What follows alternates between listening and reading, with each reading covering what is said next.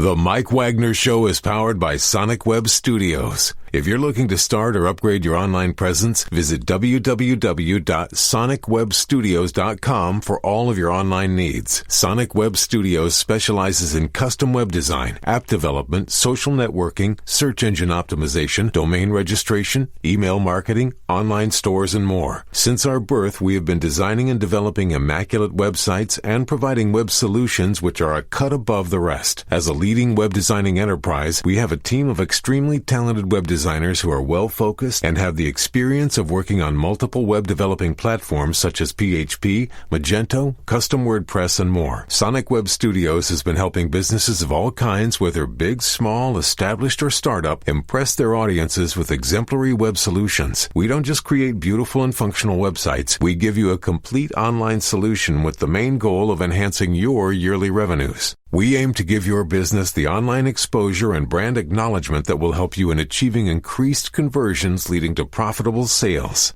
Call 1-800-303-3960 or visit us online at www.sonicwebstudios.com to get started today. Mention the Mike Wagner Show and get 20% off your project. Sonic Web Studios. Take your image to the next level. It's now time for the Mike Wagner Show, powered by Sonic Web Studios. Visit online at sonicwebstudios.com for all your needs.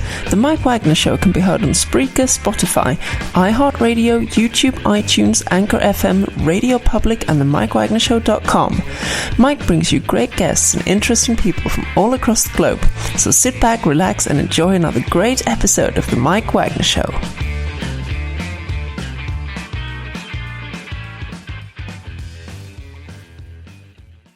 Hey everybody, it's Mike from the Mike Wagner Show, powered by Sonic Web Studios. Visit online at sonicwebstudios.com for all your needs. Look at a professional website without breaking your budget. Sonic Web Studios is the answer. Sonic Web Studios offers fast, affordable custom web designs that blow the competition away.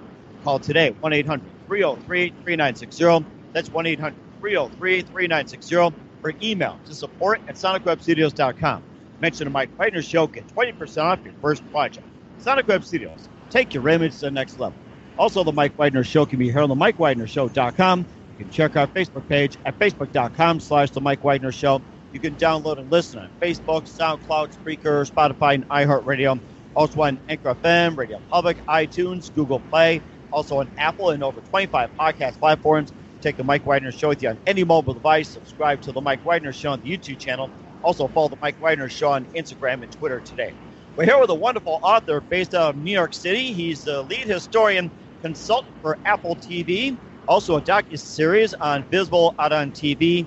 He also he archives in Philadelphia. Hi, here's some fireworks in the all set to go here. So he's just ready here. So the first edition of this great book we'll be talking about is the semi-finalist for the Stonewall Book Award and talks about an epic battle that's going on American TV, going back from the 50s up to the 90s and today as well, too.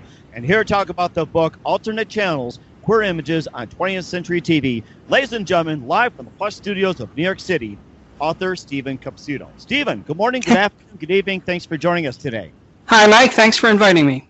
Oh, thank you. And it's great to have you on as well, too. So you've done this book, Alternate Channels, Queer Images on 20th Century TV. It's currently on Amazon. You're also a lead historian consultant for Apple TV. It's also based on a docuseries, Visible on TV. And also you did After Stonewall, Letters to the Open Mind. I was the lead historical consultant for Visible Out on TV. I was a researcher, one of many researchers for After Stonewall.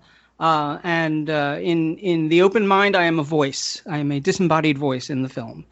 You are. Okay. Well, we're talking about some of your work. And before we talk about your book as well, too, tell us how I first got started. Well, this book actually began when I was a student in the 80s, late 80s. I was a grad student, and I was volunteering with an organization that was called Gay and Lesbian Peer Counseling of Philadelphia. It was a crisis hotline that was sort of, targeting the gay and lesbian community. And we were getting a lot of calls at that time from teenagers who said, I think I'm lesbian or I think I'm gay and I'm contemplating suicide. It was very, upsetting to hear. And when I talked to the other volunteers, they were getting a lot of those calls too. And what our clinical supervisor told us to do is, if the caller is calm enough, ask them what they think gay people's lives are like, right? To see what they think they are, quote unquote, doomed to, that they felt so hopeless. And they always answered the same thing. They always answered, I only know what I see on TV. And of course, this was a very different time. Not a lot of gay people were out of the closet. There were not really a lot of gay celebrities or politicians or, so they were just looking out into the culture, and all they were seeing reflected back were either horrible stereotypes in the media, or they were seeing news coverage of gay men dying of AIDS. It was, not probably the best environment to be coming out in as a teenager. So it got me thinking about the impact of media images of minorities in general and of LGBT people in particular. And I started researching it. I was working in an office job at an insurance company right near the Free Library of Philadelphia, and every day at lunchtime I would do about 45 minutes of research and then go running back to the office. And I really didn't think I was going to find that much. I thought maybe I would find, enough material for a couple of articles for a magazine or something. And 11 years later, in 2000, it was a 500-page book. And this year, the 20th anniversary revised photo illustrated edition came out. Wow, that is amazing. What was that precise moment that influenced you into writing the book and saying, this is the time to write the book? What was that precise moment for you? I think it was, as I was doing the research, what I realized was that in the 70s, there had been this horrible period in the 70s where from about 73 to 75, if you saw an LGBT character on a TV drama series in the U.S., usually they were a serial killer or a terrorist or a child molester, or, homosexuality was maybe the disease of the week on a medical show. It was not really great. And activists had really worked with the networks to try and get a more balanced portrayal, so that by the late 70s, things were much better. And then by the late 80s, when I was volunteering at this crisis hotline, things had completely deteriorated. So I thought, okay, I'll write this book to sort of look at what it was almost like an activist history, right? Looking at the beginnings of the images in early radio and television, the improvement of the images in the 70s, how those negotiations took place, and then saying, can we do something like that now in the 80s? Of course, now the 20th anniversary edition has a different feel to it. It's sort of more of a historical thing, a way of looking back and using the history of gay media activism as sort of a window into the changing status of, I would say, LGBT people, except that television in the 20th century tried really hard to pretend that bi people and trans people didn't exist. The book covers what little there was of imagery, but it's a way of looking at how far we have come and how some of those changes took place, and using entertainment television as the window into that history. Mm-hmm. And also, you talked about LGBT being portrayed in America on a negative basis. What about LGBT in other countries, like, say, in England, Spain, France, or even Asia, or Japan, or Russia? Right. It's like, how is it portrayed outside America? The Brits and the Australians were pretty far ahead of us. So there were Australian shows with relatively three-dimensional gay characters in the early to mid-70s. Britain, it took a little longer, but they did have some serious, like, one-off dramas and TV movies much earlier on, partly because in Britain, the big debate over decriminalizing male homosexuality happened between 57 and 67. So it was a hot topic there before it was a hot topic here. Right here, we didn't get around to national decriminalization until 2003, so we're a little behind. Spain is a different situation because they were under a very right-wing, very conservative Catholic military dictatorship until the late 70s. So you didn't really see much in the way of meaningful queer characters on Spanish television. By Spanish television, I mean specifically Spain, until much later. And the early examples in the 80s were really not that impressive. It really takes you until around the late 90s, early 2000s. And of course, now Spanish television has all sorts of wonderful shows like Elite, which is on Netflix now, and other shows that are queer inclusive. Mm-hmm. And what about some of the countries that are in the progress of being ahead? Who are those? And where are some of the countries that are still behind? And where are some of the countries that say, I want nothing to do with this? Well, I think the worst is large portions of Central and Eastern Europe, where they basically have laws either at the national level or the regional level that say that you can't say anything nice about gay people in a public forum. They are really worried that that there will be anti-discrimination laws, that homosexuality and transgender identity and bi identity will be destigmatized, and so they have these really draconian laws, and so you can't show things on TV. In China, was it? I'm trying to remember what country it was. I think it might have been China, where they showed Will and Grace, but in the dub they sort of elided all acknowledgement that Will and Jack were gay. I think that might have been China. I can't remember which country that happened in. So there are certainly countries where we have a long way to go. There are about 160 some countries where homosexuality is a crime. There are a number where they use what used to be called anti-masquerading laws or anti-masking laws against trans people, with the idea of saying that, well, legally they're just, going about in disguise trying to fool people. In places where we are fighting against criminalization, obviously entertainment television is not going to be progressive. Mm-hmm. Right, exactly. And we'll talk about some of the examples as well, too, in the book. But first, listen to the Mike Wagner Show at the MikeWagnerShow.com, powered by Sonic Web Studios. Visit online at sonicwebstudios.com for all your needs. Looking for a professional website without breaking your budget? Sonic Web Studios is the answer. Sonic Web Studios offers fast, affordable custom web designs at below the competition way. Call today, 1-800-303-3960. That's 1-800-303-3960. Or email to support@sonicwebstudios.com. Mention the Mike Wagner Show. Get 20% off your first project. Sonic Web Studios. Take your image to the next level. Also, the Mike Wagner Show can be heard on the MikeWagnerShow.com. You can check our Facebook page at Facebook.com/The Mike Wagner Show. You can download and listen on Facebook, SoundCloud, Spreaker, Spotify, and iHeartRadio. Also on Anchor FM, Radio Public, iTunes, Google Play, and over 25 podcast platforms. Take the Mike Wagner Show with you on any mobile device. Subscribe to the Mike Wagner Show on the YouTube channel. Also follow the Mike Wagner Show on Instagram and Twitter today. We're here with author Stephen Capsuto of Alternate Channels, Queer Images on 20th Century TV, available on Amazon here on the Mike Wagner Show, just celebrating its 20th anniversary and a brand new edition. And of course, the first edition was a semi-finalist for the Stonewall Book Award. And you also had some examples in the book as well, too, including such classic icon TV shows like All in the Family, In Living Color, Soap, Women of Brewster Place, Mike Douglas Show, Friends, Ellen, Buffy the Vampire Slayer, and more. And tell us about some of those programs that you had in the first book, and then how were they done different, or did you keep them the same in your revised book? So the revised edition does a few things. I mean, first, it adds photographs. The original edition was published by Ballantine, and because we were sort of on a tight schedule at the last minute, they decided not to put any photos in. The new edition has about 100 photos, and so there's some additional material in there because there's, like little one-paragraph captions under the photos. So we have more information there. So like Buffy the Vampire Slayer, the whole Willow and Tara thing had started 3 weeks before the book was finalized in 2000 or something. I mean, there was a little bit in late 99, but it really starts to take off in early 2000, if I'm remembering right. Mm-hmm. And so I got a little more into the photo captions than I had in the original text. There were shows that I could not find recordings of the first time. It was before the internet, and a lot of shows some shows were thought to be lost, not to survive at all. And later recordings of them were located in different archives. So I went through, I fact-checked things. I fixed quotations from shows where I had been quoting from secondary sources. There were some places where I had the timelines a little bit wrong. So the first sort of famous trans person in the U.S.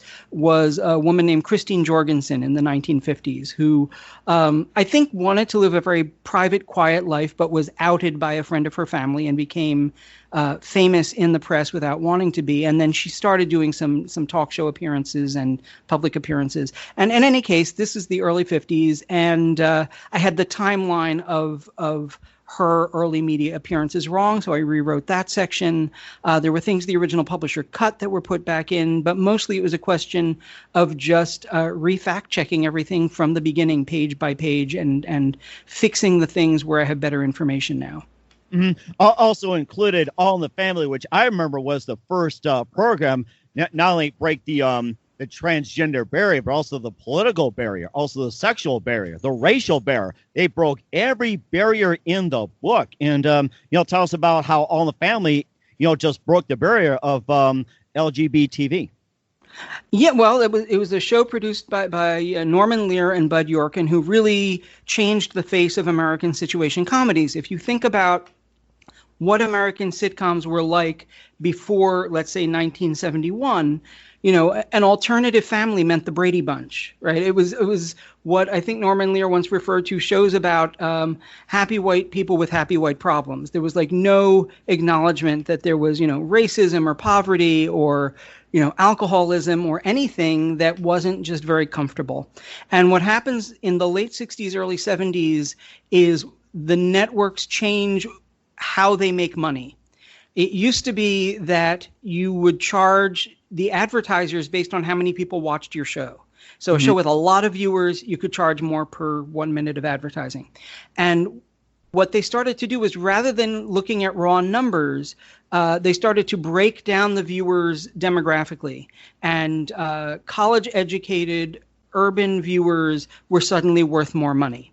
And so the sort of issue-oriented television starts around 1967. There are examples before, but starting 67 to about 71, there's an explosion of these very, sort of hard-hitting shows. And All in the Family is the first American sitcom I remember to take on issues like racism and all sorts of social justice issues and tell them in the context of the story of one family where very conveniently the father is this sort of, right-wing racist. The son-in-law is this activist hippie, and the daughter and the mother are sort of caught in the middle. The mother is sort of the show's moral conscience, Edith Bunker, who's, the kind-hearted person who can see good in everybody.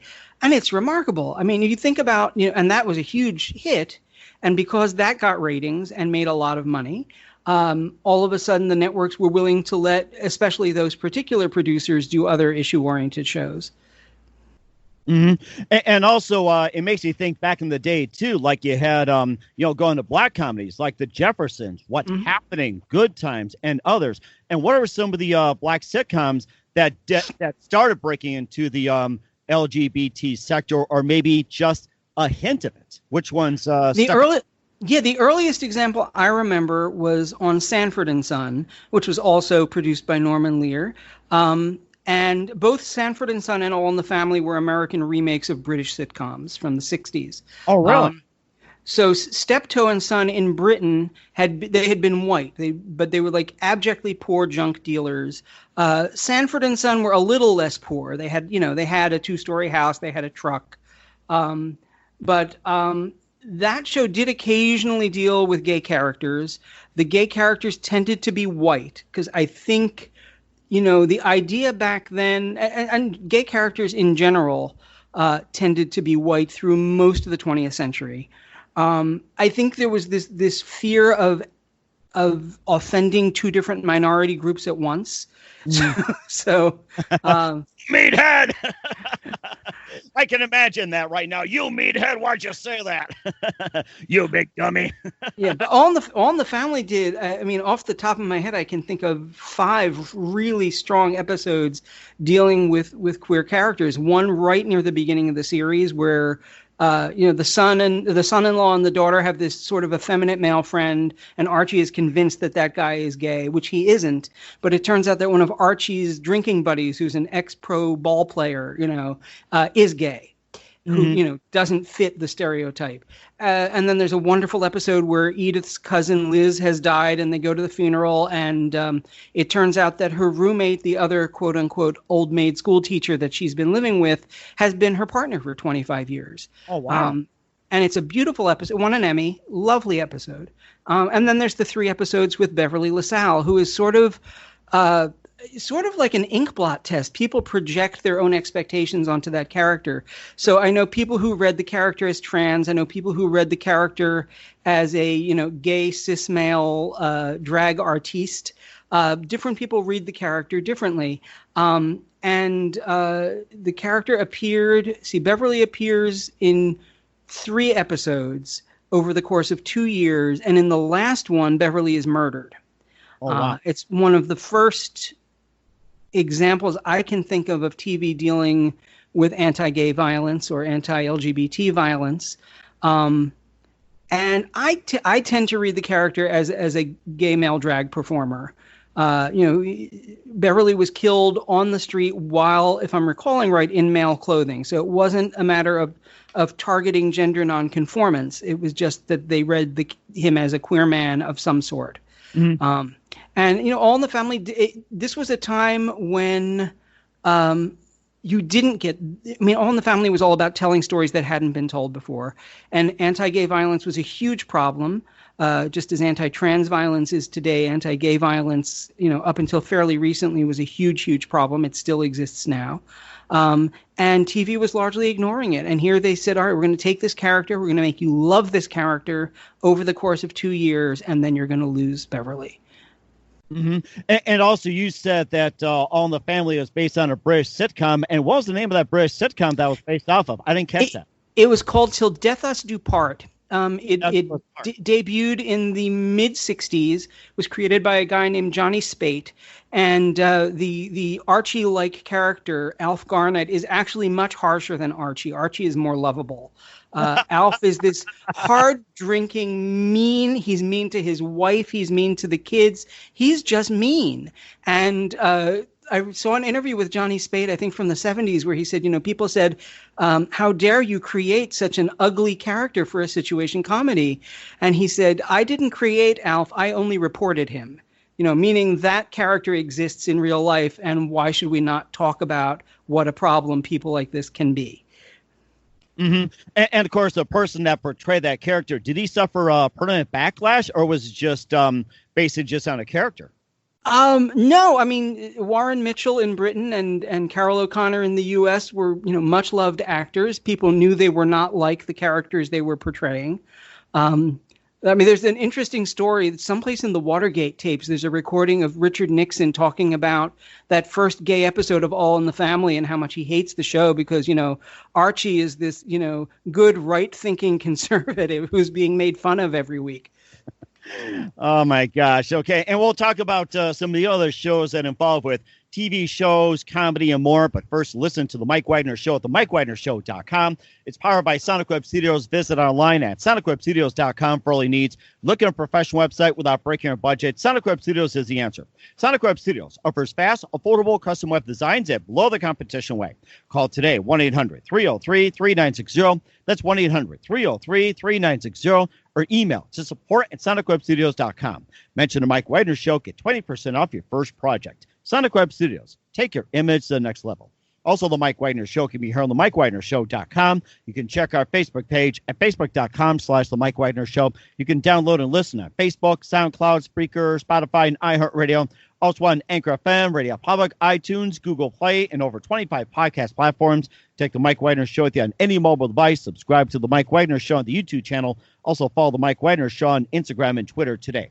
We're here with author Stephen Capsuto of Alternate Channels, Queer Images on 20th Century TV here on the Mike Wagner Show.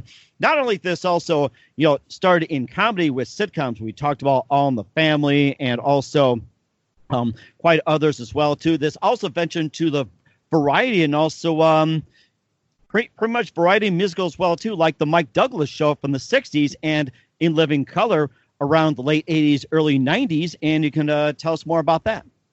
Well, sure. At the very beginning, when the earliest sort of queer-ish characters that you saw on American TV were characters that were implicitly gay male characters who were there to be laughed at. There were rules in place early on in broadcasting that you couldn't actually identify a character as gay.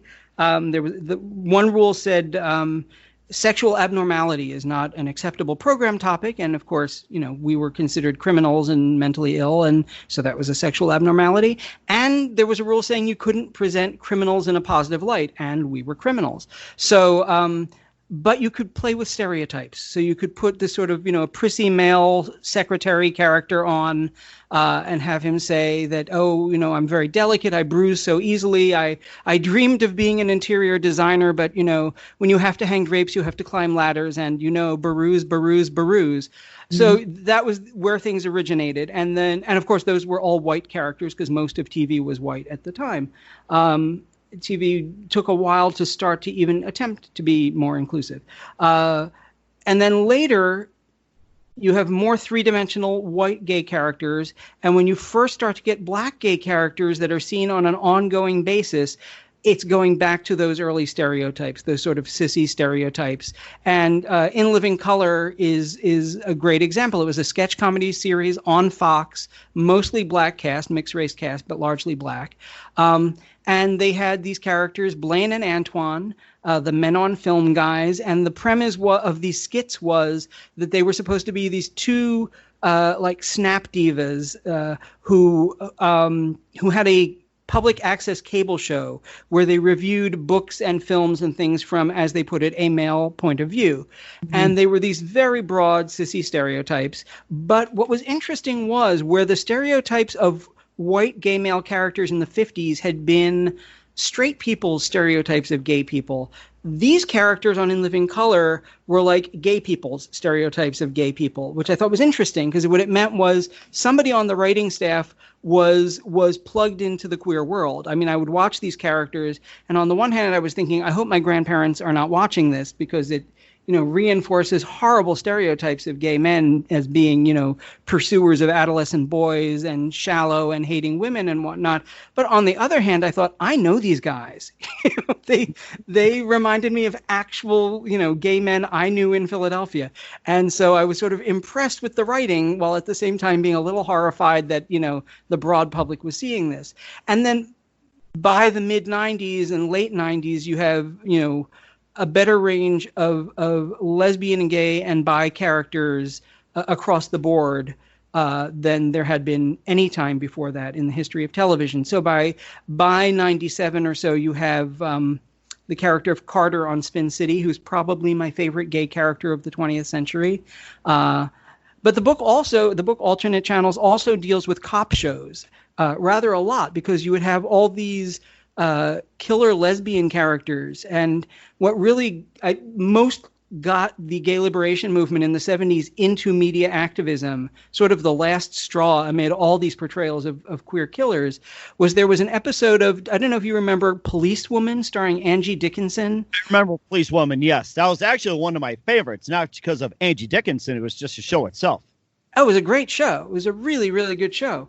And there was an episode where she goes undercover at a nursing home that is run by this gang of homicidal lesbians. Oh, and the episode is called Flowers of Evil, and it's just a horror. Flowers of Evil, that is a great name for a death metal group. Flowers of Evil. Isn't it? Yeah. So, I mean, it's from, I think, the old Les Fleurs du Mal, but it's so anyway, that was sort of like the last straw, and that is really what got the movement involved with heavily lobbying the media, because this was the era when we were first trying to get our rights. We were fighting for decriminalization. We were trying to get anti-discrimination laws passed. And what the public was seeing of us was that we were, a threat to children and went around murdering old ladies in a nursing home. And it just wasn't, the most balanced and fair portrayal of a minority group at that time. So that I'm told that chapter, which is called Killer Dyke Syndrome, is what sold the book the first time. Oh, my goodness. I can imagine that. And, of course, I did mention about Mike Douglas' show. It's a variety show. And how did that break the barrier of LGBT TV? Well, it didn't exactly. They were, at the time, all you had to do was mention queer people. This was like a thing with comedians. You would just mention that we existed, and that was the joke, right? You would make some coy reference to gay people or trans people, and then everybody would laugh. So comedians were doing that on the Mike Douglas Show. And then at some point around 73, I think it was, they were supposed to have some sort of a discussion of gay rights. It was, it wasn't just a variety show. He would have people on occasionally to discuss serious topics. And for whatever reason, that discussion was canceled. I don't know if the syndication company wasn't comfortable, somebody wasn't comfortable, and it was canceled. And so this local activist, it was a national show, but it was taped in Philadelphia. And this local activist named Mark Siegel, who was, I think, probably 19 at the time, or in his early 20s, and was famous back then for chaining himself to things to promote gay rights. And so he went to the Mike Douglas show and chained himself to the camera and started shouting about how the show, discriminates against gay people. And so fortunately, a friend of Mark's was there with a camera. And so I have this lovely photo of him, chained to the camera with Helen Hayes and Tony Bennett and a few other people looking perplexed in the background. I can imagine Tony Bennett. I left my heart in what? I can imagine. Now, it's more thing about Mike Douglas just putting every person on, just like Johnny Cash would put on everybody on, no matter what, just to get the message out there or show off the music, and everything like that. I left my. What are you doing on the camera? I can imagine something like that. And Mark's an interesting figure. He was this early gay activist. He disrupted TV shows where the networks had been doing these horrible portrayals. He disrupted one of Walter Cronkite's CBS Evening News broadcasts. He disrupted I think the Today Show or Good Morning America, the Tonight Show out in California. Now he's for the last. Since 1976, he's been the publisher of the Philadelphia Gay News, which is a weekly newspaper. Mm-hmm. And how was he allowed into studios like that? Don't you think they might recognize him and say you can't go in there? It's like, how did they let him in, or how did he get through? Well, they didn't know what he looked like because whenever he would like the Mike Douglas show, he disrupted, but then it got edited out of the show, right? The same thing with the Tonight Show. So not a lot of people had seen him on camera. The CBS Evening News, he's on camera for about 2 seconds before he gets wrestled to the ground. Although Walter Cronkite does come back later and explain what the protest was about. And Cronkite was actually very sympathetic. I think he understood what was going on. And he and Mark then kept in touch for 20 some years. So, because they were both newsmen. Wow, amazing. And you figured Walter Cronkite would just continue on, because I remember, watching his newscast when Kennedy got shot. He just went about like it is. It's like business as usual. Oh, he was very calm. And what he starts doing is play-by-play. So he says, well, it seems we have a protest going on here in the CBS News studio. We'll tell you what it's about as soon as we find out. Meanwhile, and he goes right back to reporting on, Henry Kissinger. But what's cool is, so the CBS Evening News would actually do 2 live broadcasts, because some stations wanted it on the hour and some stations wanted it on the half hour. And so he would do it twice, back to back. And so this was the first broadcast. On the second broadcast, he does the story about Secretary of State Kissinger. And then he says, when I tried to present this report on the earlier broadcast, here is what happened. And they showed the tape of the disruption. And he again explained what the protest was about, which I thought was really classy. That is really classy. You also talked about some of the minority groups in your book, too, from the Mattachine Society, if I pronounce that right, in the 50s. Yes. They're glad. Very early, very early groups that were fighting for, doing really 2 things, because they had to, because most people were in the closet, so we were invisible not only to society but to each other. They were doing a lot of just sort of self-help stuff within the gay community, but also trying to raise public awareness and try to debunk some of the popular negative stereotypes. Mm-hmm. And that's amazing as well, too. Once again, author Stephen Capsuto of Alternate Channels, Queer Images on 20th Century TV here on the Mike Wagner Show. You've been fantastic, Steve. Just want to give a big thank you for your time. We'd love to have you back on again soon. And just a few more things. Who are some of your favorite writers growing up, or authors? Oh, wow. Well, I loved Douglas Adams, who wrote Hitchhiker's Guide to the Galaxy and the Dirk Gently books. Agatha Christie.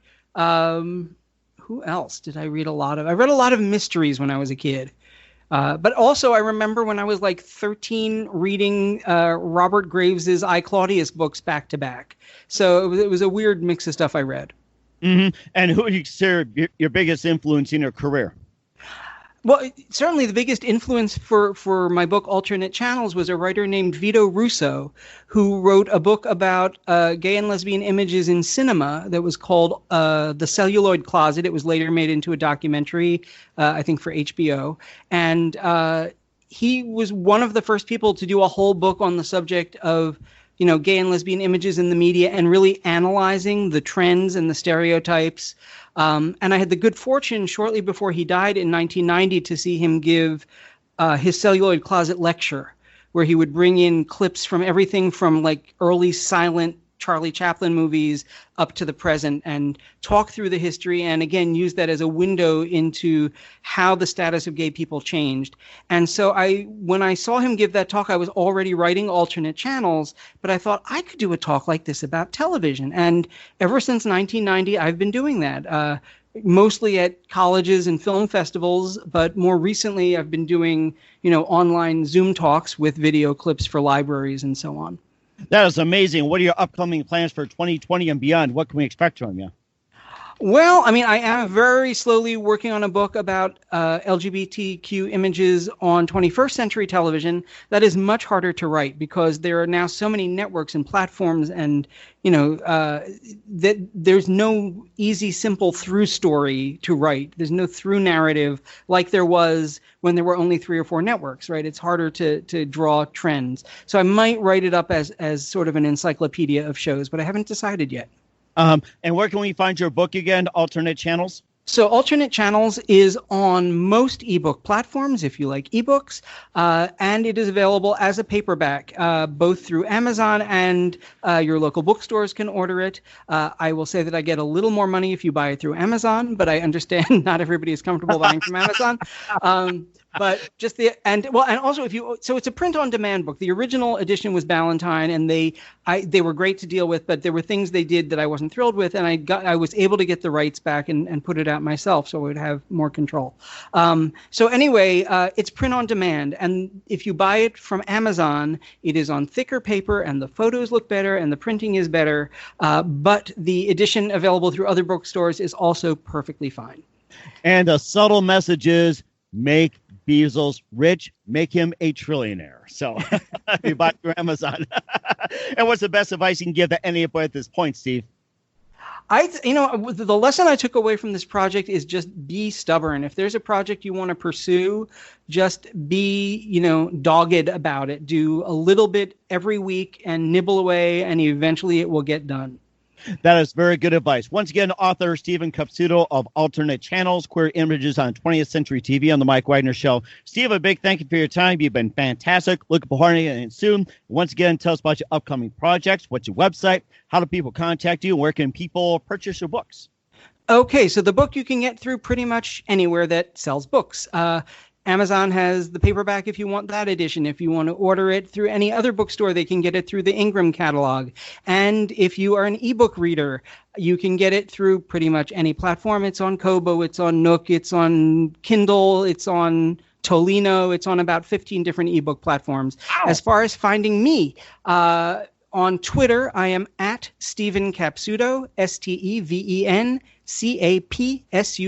at Stephen Capsuto. Most days on Twitter, I post a feature called Today in Queer TV History, which often includes video clips so you can see what some of the shows that I talk about in the book looked like. I'm also on Facebook. If you search for Alternate Channels, I post some of the same material. And if you are looking to book me as a lecturer once all of this lockdown stuff is done, you can go to my website, alternatechannels.net.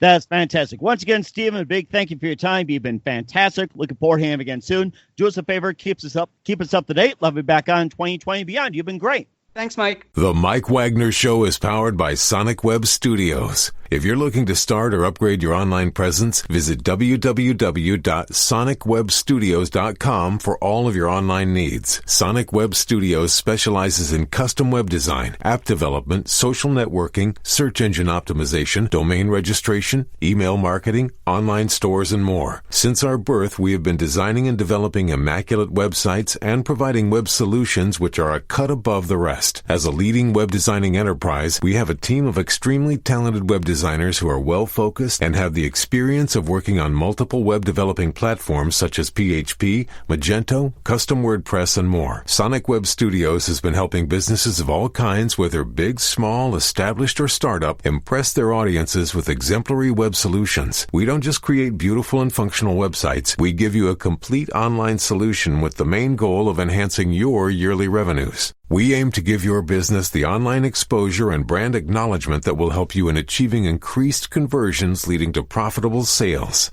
Call 1-800-303-3960 or visit us online at www.sonicwebstudios.com to get started today. Mention the Mike Wagner Show and get 20% off your project. Sonic Web Studios. Take your image to the next level. Thanks for listening to the Mike Wagner Show, powered by Sonic Web Studios. Visit online at sonicwebstudios.com for all your needs. The Mike Wagner Show can be heard on Spreaker, Spotify, iHeartRadio, iTunes, YouTube, Anchor FM, Radio Public, and themikewagnershow.com. Please support our program with your donations at themikewagnershow.com. Join us again next time for another great episode of The Mike Wagner Show.